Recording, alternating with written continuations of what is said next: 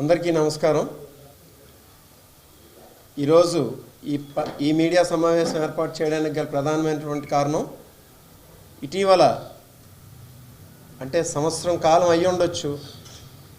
కానీ ఇటీవల కాలంలో మన రాష్ట్రంలో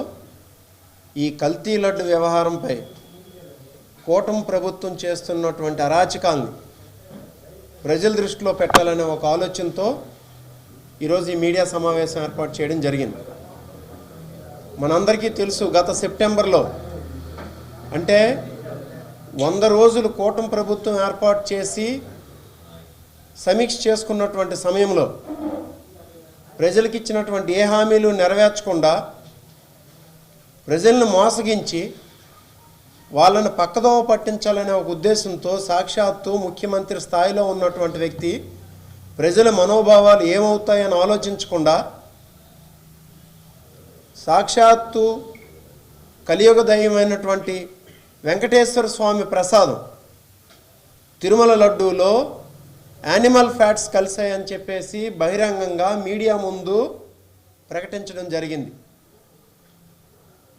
దానికి అనుగుణంగా డిప్యూటీ సీఎం గారు వెళ్ళి ఆయన ఏదో అన్అపాలజిస్టిక్ సనాతని హిందూ అని చెప్పేసి ఊగిపోయి ప్రజల్ని రెచ్చగొట్టి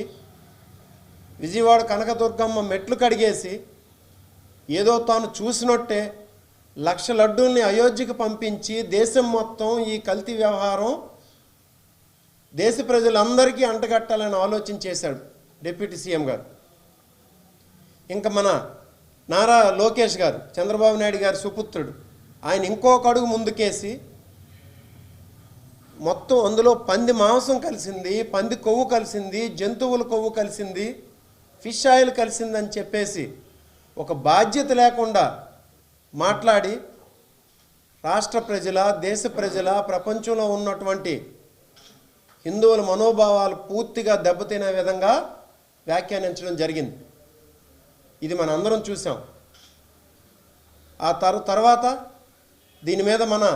మాజీ టీటీడీ చైర్పర్సన్ గారు, మా పార్టీ నాయకులైనటువంటి గౌరవనీయులు వైవి సుబ్బారెడ్డి గారు సుప్రీంకోర్టుకు వెళ్ళడంతో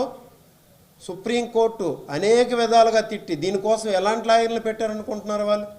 అంటే ఈ లడ్డు వ్యవహారంలో చంద్రబాబు నాయుడు గారు అన్నటువంటి మాటల్ని కాపాడడం కోసం ఆ ముక్కుల్ రోహిత్ గారిని, సిద్ధార్థ లోద్రా గారిని అంటే గంటకి లక్షల్లో కోట్లలో తీసుకున్నటువంటి వ్యక్తుల్ని, లాయర్లను అక్కడ పెట్టి వాదించడం జరిగింది.